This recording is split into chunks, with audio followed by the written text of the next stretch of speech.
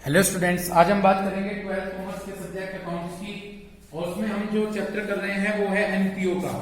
आज हम एनपीओ के न्यूमेरिकल क्वेश्चंस को स्टार्ट करेंगे। तो सबसे पहले आप क्वेश्चन नंबर 1 पर आ जाइए, ठीक है ना जी। और वो सभी रूल्स याद रखिएगा जो मैंने आपको थ्योरी में समझाए थे, क्योंकि मैंने आपको पहले ये चैप्टर स्टार्ट इसलिए किया था कि मैं थ्योरी समझा रहा हूं और उसमें से जो पॉइंट्स होंगे उन्हें कंसीडर कीजिएगा। ओके, पढ़िएगा क्वेश्चन नंबर 1 फ्रॉम द ये आपको इंफॉर्मेशन दी गई है, आपको इनसे रिसिप्ट्स और पेमेंट अकाउंट तैयार करना है। तो ये आपको इंफॉर्मेशन दी गई है, आपको इनसे रिसिप्ट्स और पेमेंट अकाउंट तैयार करना है। मॉडर्न क्लब जनकपुरी 31 मार्च 2019। समझ गए? तो आपको यहां से क्या कहा गया है, रिसिप्ट और पेमेंट अकाउंट तैयार करने के लिए। स्टार्ट करूं तो देखिए क्वेश्चन नंबर 1 है। क्वेश्चन नंबर 1 मैंने लिखा, यहां पर हमसे रिसिप्ट और पेमेंट अकाउंट बनाने के लिए कहा है। तो मैंने लिखा है यहां पर रिसिप्ट एंड पेमेंट अकाउंट। क्या लिखा जी मैंने यहां पर? Receipt and payment account. Receipt and payment account. एक बात ध्यान से सुनिएगा, रिसिप्ट और पेमेंट अकाउंट किसके सिमिलर बताया था? कैश बुक के। तो जो हमने यहां पर फॉर्मेट बनाया, ये फॉर्मेट होगा यहां पर, मुझे ध्यान से देखिएगा जी। कैश बुक जब बनाते थे तो डेबिट साइड में रिसीव लिखते थे, याद है? जब हम कैश बुक बनाते थे तो डेबिट साइड में क्या लिखते थे? थ्योरी याद आ गई होगी जब मैं समझा रहा था। तो डेबिट साइड में हम जो कॉलम बनाएंगे, डेबिट साइड में हमारा कॉलम बनेगा रिसीप्ट्स का। किसका बनेगा? रिसिप्ट माने जो पैसा रिसीव किया, रिसिप्ट अमाउंट। ओके, और कैश बुक में इधर की साइड हम पेमेंट लिखते थे, तो हमने यहां पर लिखा पेमेंट और अकाउंट अमाउंट। पहले ये बात बताओ, ये बात सबके क्लियर हो गई क्या? मैंने कल भी आपको ये पॉइंट समझाया था, याद आ गया होगा, ठीक है ना भाई? जल्दी आया करो लेसन लगने के बाद ही। आगे चलूं? फॉर्मेट क्लियर हो गया? ठीक। याद करो थ्योरी, मैंने कहा था रिसिप्ट्स और पेमेंट अकाउंट की शुरुआत होगी कैश और बैंक के बैलेंस के साथ। याद आ गई बात? और एंड होगा कैश और बैंक के क्लोजिंग बैलेंस के साथ। तो यदि आप इंफॉर्मेशन में जाकर देखें, आपको दिया गया है कैश एट बैंक 1 अप्रैल। ये कैश और बैंक का बैलेंस दिया गया है। यदि कुछ नहीं कहते तो कैश का बैलेंस तो ऑलवेज डेबिट होता है और बैंक का बैलेंस भी डेबिट ही है। ओके, एक चीज मैं फिर कह रहा, जो कल जिन्होंने यूं सोचा होगा कि थ्योरी समझा रहा, मजाक चल रही, वो अब देख लियो। और जिन्होंने इस बात को सोच के कि सर ठीक कह रहे, वो कुछ समझा होगा, तो उनके बिल्कुल क्लियर होता चला जाएगा। ठीक है भाई? तो सबसे पहले कैश और बैंक का बैलेंस दिया गया है, ये हमारा डेबिट बैलेंस है। तो मैंने यहां पर लिख दिया टू बैलेंस ब्रोट डाउन। क्या लिख दिया मैंने यहां पर? To balance brought down. कितना कैश और बैंक का बैलेंस है? 45,000 रुपीज। इतनी बात क्लियर हो गई? यहां तक समझ गए हो तो बता दीजिए। आपने कैश और बैंक का बैलेंस लिख दिया, आगे चलें। सब्सक्रिप्शन, याद होगा एक चीज, रिसीप्ट्स और पेमेंट अकाउंट में पास्ट प्रीवियस ईयर की भी इनकम आती है, प्रेजेंट की भी आती है और फ्यूचर की भी। थ्योरी में बताया था कौन सा अकाउंट बनाना मैं, तो इसमें तीनों साल, हर मतलब पिछले साल की भी इनकम आएगी, प्रेजेंट की भी आएगी और फ्यूचर की भी आएगी। What do mean by subscription? Income. Income है तो किस में लिखेंगे? रिसिप्ट्स में। क्लियर हो गई बात? और यहां दे रखा है कि इसमें 2017-18 की भी है। एक चीज और समझो पहले, ऊपर देखो 31 मार्च 2019 लिखा है। लिखा है क्या? दूसरी लाइन में मिल गया 31 मार्च 2019। तो ये 31 मार्च 2019 है। इसकी शुरुआत हुई होगी 1 अप्रैल 2018 से। तो ये तो हमारा करंट ईयर तो है 18 और 19। प्रीवियस ईयर होगा हमारा 17-18। ओके, और नेक्स्ट ईयर होगा हमारा 2019 और 20। समझ गए? ये बात क्लियर हो रही? ये पहली बात तो आपको बड़े कूल होकर समझिएगा, एनपीओ में ये चीज क्लियर होनी चाहिए आपको। ऊपर 31 मार्च 2019 लिख रखा, तो ये 1 अप्रैल 2018 से शुरुआत हुई, यानी 18-19 तो आपका करंट ईयर हो गया, ठीक है। प्रीवियस ईयर 17-18 और नेक्स्ट ईयर, और रिसीट्स और पेमेंट अकाउंट में तीनों सालों की इनकम लेकर चलते हैं, समझ गए। अब पढ़िएगा, सब्सक्रिप्शन दे रखा 17-18 की भी है। 17-18 कौन सा होता है? प्रीवियस ईयर, समझ गए। एक एक स्टेप बिल्कुल आराम से लेकर चलिए। उसके बाद 19-20 नेक्स्ट ईयर, ठीक है भाई। तो इस सब्सक्रिप्शन में 470 में प्रीवियस ईयर की भी है और नेक्स्ट ईयर की भी है, और आप रिसिप्ट और पेमेंट में हर साल की इनकम लेकर चलते हैं, पिछले साल की भी नेक्स्ट की भी। तो लिख दूं, कहां लिखूं ये सब्सक्रिप्शन? टू साइड, तो मैंने यहां पर लिख दिया टू सब्सक्रिप्शन। ओके, कितना है सब्सक्रिप्शन ये? ठीक, सब्सक्रिप्शन कितना है? 4,70,000। मुझे उम्मीद है पहले दो यहां तक तो बिल्कुल क्लियर हो गई होगी बात। आगे चलें, 12% इन्वेस्टमेंट परचेज। आपकी नॉलेज के लिए बता दूं, मैंने कल एक पॉइंट डिस्कस किया था, ये तो होती है कैश बुक की तरह।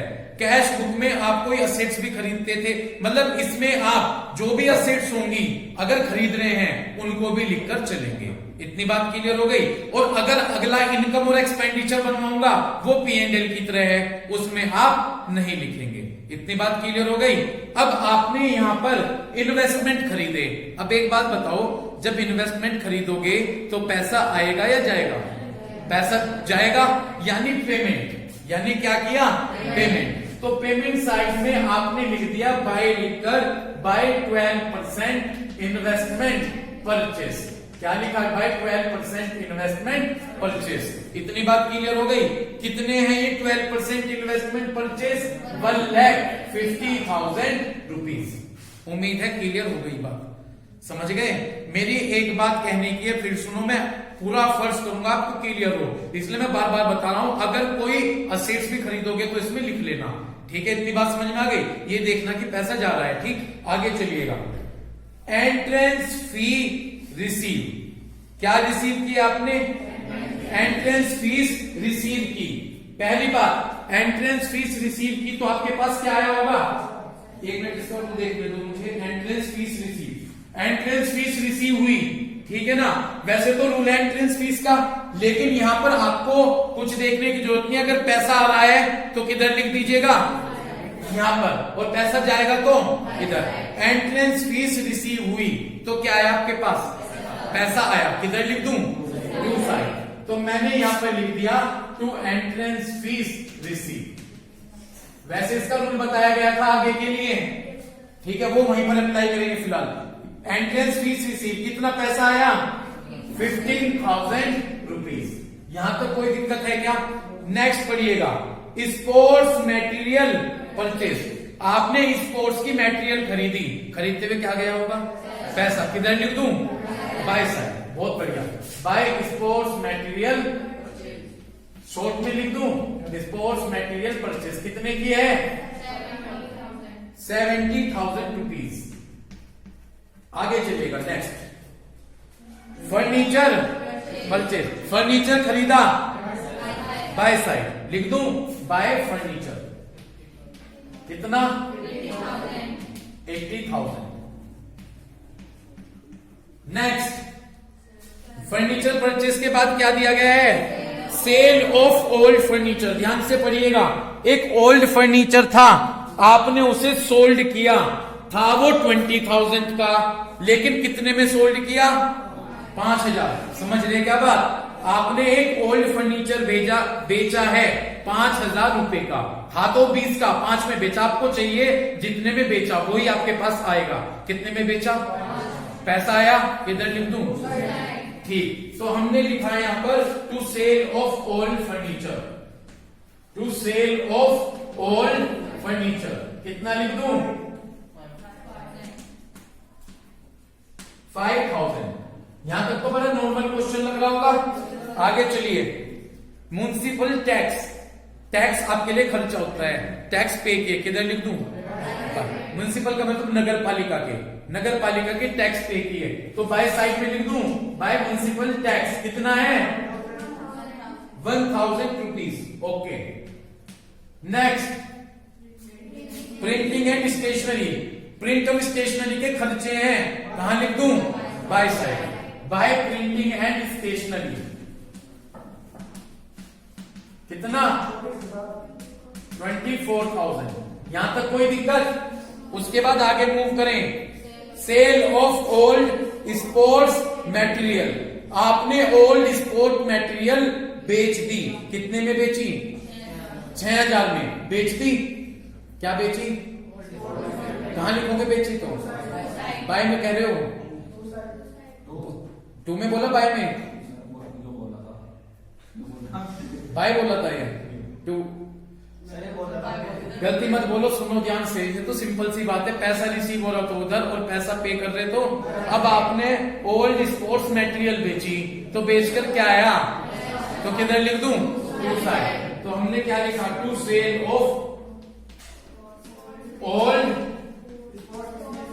To sale of old sports material कितना है भाई 6000 रुपीज। समझ गए?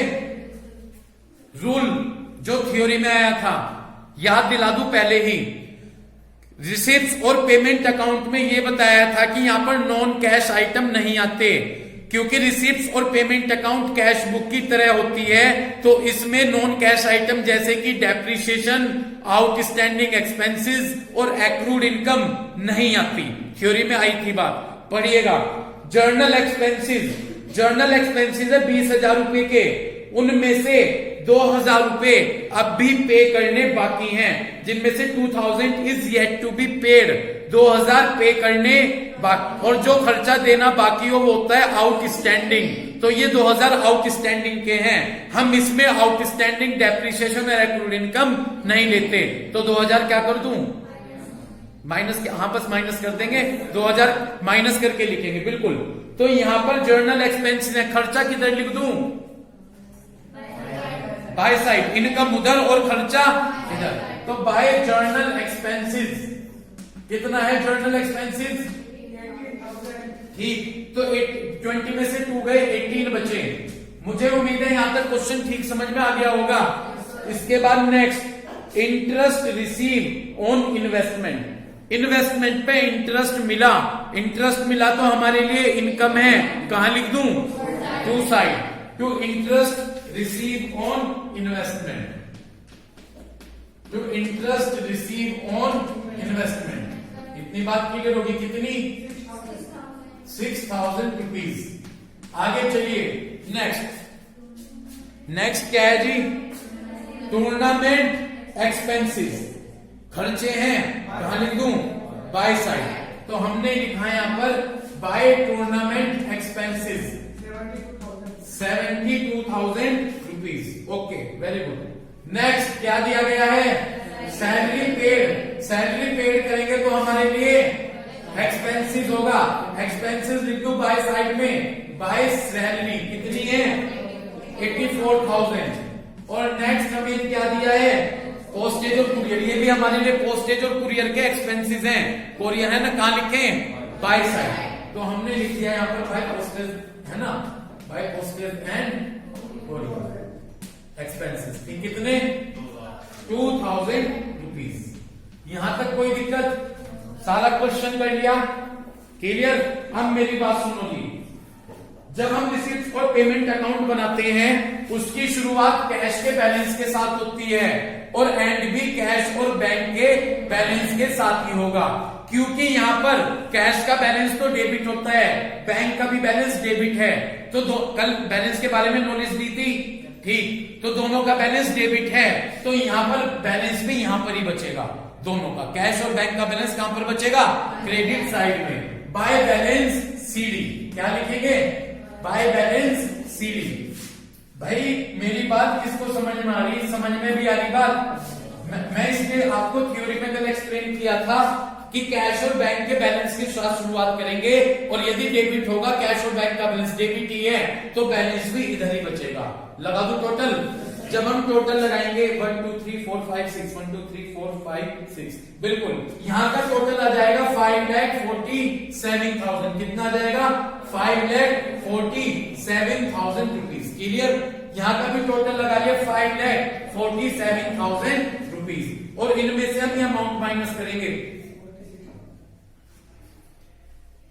ठीक जब ये माइनस करेंगे तो ये बचेगा 46,000 रुपीज ये था हमारा रिसीप्ट और पेमेंट अकाउंट का क्वेश्चन उम्मीद है क्लियर हुआ होगा ठीक तो रिसीप्ट और पेमेंट अकाउंट यदि आपको बनाना हो तो सिंपल सी एक बात याद रखिएगा रिसीप्ट में शुरुआत कहां से होगी बैलेंस के साथ उसके बाद जितनी भी इनकम दिखती हैं वो उधर लिख दें और जितने भी एक्सपेंसेस दिखते हैं वो इधर लिख दें बड़ा सिंपल है और एक बात याद रखिएगा कि तीन चीज आउटस्टैंडिंग प्रीपेड और आउटस्टैंडिंग एक्रूड और हमारी डेप्रिसिएशन हम नॉन कैश आइटम नहीं लेंगे क्लियर सेकंड क्वेश्चन पर मूव कीजिए सेकंड क्वेश्चन में आपको ये इंफॉर्मेशन दी गई है आपको इनसे क्या तैयार करना है आपको इनसे इनकम और एक्सपेंडिचर अकाउंट प्रिपेयर करना है क्या तैयार करना है जी रिसीट्स और पेमेंट का तो एक ही क्वेश्चन तक सिमट गया क्वेश्चन बस अब आपको यहां से सेकंड क्वेश्चन से फोकस करना है कनिका समझ में आ रहा है क्वेश्चन सेकंड क्वेश्चन में हमसे कहा गया कि हमें इनकम और एक्सपेंडिचर अकाउंट तैयार करना है क्लियर देखो पहले मेरी बात सुनो मैंने यहां पर क्वेश्चन नंबर सेकंड लिखा याद है 11th का P&L अकाउंट डेबिट साइड में खर्चे लिखते थे और क्रेडिट साइड में इनकम याद है क्या ठीक उसी बेस पर मैंने पहले यहां पर लिखा इनकम एंड एक्सपेंडिचर अकाउंट क्या लिखा जी इनकम एंड एक्सपेंडिचर अकाउंट ठीक उसी बेस पर मैंने अपना फॉर्मेट बना लिया यहां पर डेबिट साइड में एक्सपेंसेस लिखते थे क्या तो पहले यहां पर डेबिट साइड में एक्सपेंसेस लिखेंगे तो ये कॉलम तो हो जाएगा हमारा एक्सपेंडिचर का किसका हो जाएगा एक्सपेंडिचर इतनी बात क्लियर हो गई और क्रेडिट साइड में हम क्या लिखते हैं इनकम तो ये कॉलम हमारा इनकम का हो जाएगा ये फॉर्मेट है हमारा इनकम और एक्सपेंडिचर का अब आपके सामने दोनों फॉर्मेट आ गए रिसीप्ट और पेमेंट के राहुल समझ में आई बात राहुल समझ में आई कल थे नहीं थ्योरी सारी गायब है ठीक है लेकिन चलो इतना समझो रिसीप्ट और पेमेंट में पता चल गया पहले क्या लिखोगे कैश बुक बनाई थी कैश बुक में डेबिट साइड में इनकम लिखते हैं तो रिसीप्ट हो गया और क्रेडिट साइड में पेमेंट लेकिन जब मैं इनकम और एक्सपेंडिचर की बात करूं तो एक्सपेंडिचर डेबिट होते हैं आपको पता है साफ एक्सपेंसेस को डेबिट करते हैं और इनकम को तो एक्सपेंडिचर को तो डेबिट साइड में लिख लिया और इनकम को क्रेडिट साइड में स्टार्ट करें पढ़िए क्वेश्चन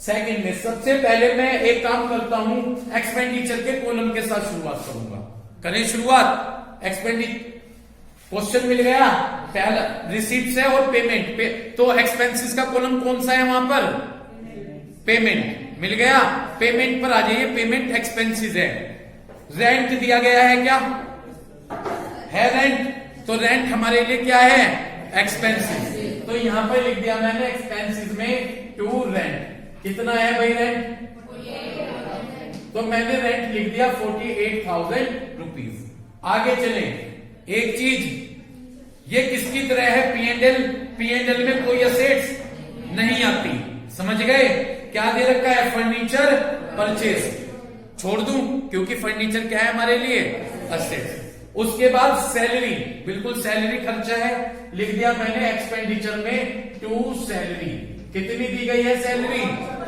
2,40,000 रुपीज इतनी बात क्लियर हो गई उसके बाद इंश्योरेंस प्रीमियम ये भी हमारे लिए एक्सपेंसिव है तो मैंने यहां पर लिख दिया टू इंश्योरेंस प्रीमियम कितना है इंश्योरेंस प्रीमियम 12,600 रुपीज समझ गए उसके बाद टेलीफोन ये भी हमारे लिए क्या है एक्सपेंसिव एक बात बहुत जबरदस्त काम नहीं कर रहा मैं यहां पे एक चीज और है जब तक थ्योरी याद नहीं करने मेहनत नहीं करने इस चैप्टर को कोई नहीं सिखा पाना ठीक है ना मेहनत करोगे तो चैप्टर आराम से सीखा जाएगा मेरे हिसाब से जो चैप्टर जिसने पढ़ा होगा से बहुत कुछ समझ में आ रहा होगा मैंने सिंपल इनकम और एक्सपेंडिचर बना रहा, P&L बना रहा। एक्सपेंडिचर में क्या लिख दूं? सारे जो भी खर्चे दिख रहे हो वो लिखते चले जाओ, और जो असेट्स हो वो छोड़ते चले जाओ। ठीक, मैं आ रहा टेलीफोन चार्जेस पे, क्या है हमारे लिए? खर्चा लिख दूं, तो मैंने यहां पर लिख दिया टू टेलीफोन चार्जेस। कितना है? 18,200 रुपीज। उसके बाद क्या दे रखी? प्रिंटिंग खर्चा है हमारे लिए, तो हमने यहां पर लिख दिया टू प्रिंटिंग। कितना? 4,100। Aryan, investment purchase. इन्वेस्टमेंट क्या हो? क्या हो इन्वेस्टमेंट? असेट्स हो गए। असेट्स है तो क्या कर दूं? छोड़ दूं। और कैश का बैलेंस दे रखा। कैश के बैलेंस से हमें कोई मतलब नहीं है जी। कैश के बैलेंस की कहां जरूरत पड़ती है? और वैसे भी असेट्स है, छोड़ दीजिए। ओके, अब आ जाइए, पेमेंट का कॉलम पूरा हुआ, रिसीप्ट्स पर आ जाओ। What do you mean by receipts? Income ये रही। ठीक, पहली कैश बैलेंस। कैश बैलेंस से हमारा कोई मतलब, क्योंकि कैश बैलेंस की जरूरत रिसीप्ट्स और पेमेंट अकाउंट में पड़ेगी। Life membership fees. Shreya, rule बताओ लाइफ मेंबरशिप फीस का। कहां पर आती है? कैपिटल सी, लाइबिलिटी साइड में। जिनके मैंने रूल्स बताए उनको रूल्स को फॉलो करो। Life membership fees, life membership fees हमारे लिए लाइबिलिटीज है, तो हम इसको छोड़ देंगे। लोकल रेंट बिल्कुल इनकम है, लोकल रेंट दिया है। एक चीज जिसके रूल ना हो इनकम और एक्सपेंडिचर में, जिसके रूल ना हो उसे लेते चले जाओ। लोकल रेंट तो नहीं बताया मैंने, इनकम है तो कहां लिख दूं? By side. तो मैंने लिख दिया बाय लोकल रेंट। कितना दिया गया है? 22,000। कनिका, एंट्रेंस फीस का रूल बताओ। एंट्रेंस फीस दो कंसेप्ट बताए थे इसके। एक तो यूं मान, कुछ लोग मान आगे उस पर, कुछ लोग मानते हैं कैपिटल रिसीप्ट। जो कैपिटल रिसीप्ट मानते हैं तो लाइबिलिटीज में लिखेंगे, और जो रिवेन्यू रिसीप्ट मानते हैं इनकम में लिखेंगे। और यदि कुछ ना कहें तो यहां कुछ कह नहीं रखा इसके बारे में, तो एंट्रेंस फीस के बारे में कुछ नहीं कह रखा, तो रिवेन्यू रिसीप्ट मान के कहां लिख दूं? इनकम में। कहां लिख दूं? समझ गए? याद आ रहे होंगे जो मैं बार बार कह रहा था, थ्योरी पढ़ लो, थ्योरी पढ़ लो। सारे रूल वही आ रहे जो मैंने थ्योरी में समझाए। ठीक है ना? लिखो बाय साइड में क्या लिखूं? By entrance fees. समझ गए? कितनी एंट्रेंस फीस? 5,700। ओके, हाँ जी मनस्वी, सब्सक्रिप्शन के रूल बताओ। इनकम और एक्सपेंडिचर में क्या हुए? 3 साल के दे रखे, करंट ईयर का लेंगे। सब्सक्रिप्शन, इनकम और एक्सपेंडिचर अकाउंट जब बनाएंगे तो केवल करंट ईयर की इनकम पर फोकस करेंगे ना करंट ईयर। एक बार ऊपर जाकर चेक करो कि 31 मार्च 2019 है, तो 18-19 तो आपका करंट ईयर है, तो 18-19 वाली कितनी है सब्सक्रिप्शन? 3,46,000। तो मैंने यहां पर लिख दिया बाय सब्सक्रिप्शन 3,46,000 रुपीज। समझ गए? क्लियर? आगे चलो। Donation for swimming pool. यदि किसी स्पेसिफिक पर्पज के लिए डोनेशन दी गई है तो उसे लाइबिलिटी साइड में लिखते हैं। रूल है जी ये, छोड़ दीजिए। इंटरेस्ट, इंटरेस्ट आपके लिए इनकम हो गई, तो मैंने लिख दिया यहां पर बाय इंटरेस्ट। कितनी है जी? 15,000 रुपीज। उसके बाद मिसलेनियस इनकम, ये इनकम है, तो बाय साइड में लिख दिया बाय मिसलेनियस इनकम। कितनी? 700। और उसके बाद इनकम किससे दी गई है? बिल्कुल इनकम है तो इनकम फ्रॉम एडवर्टीजमेंट। ठीक, इनकम फ्रॉम एडवर्टीजमेंट कितने? 12,000 रुपीज। क्लियर है बात? सारे हो गए एडजस्टमेंट। याद करो बताया था, इससे ये पता चलता है कि सरप्लस हुआ या, क्योंकि P&L अकाउंट से पता चलता है प्रॉफिट हुआ या, और इससे क्या पता चलेगा? सरप्लस या डेफिसिट। यदि आप इस क्वेश्चन को चेक करें तो इसमें सरप्लस बचेगा। क्या बचेगा? What do mean by surplus? Profit बचेगा। प्रॉफिट कब बचेगा? जब इनकम का टोटल ज्यादा होगा। किधर का टोटल ज्यादा होगा? इनकम का। इतनी बात क्लियर हो गई? इनकम का टोटल है 4,01,400 और 4,01,400 हमने इधर लिख लिया।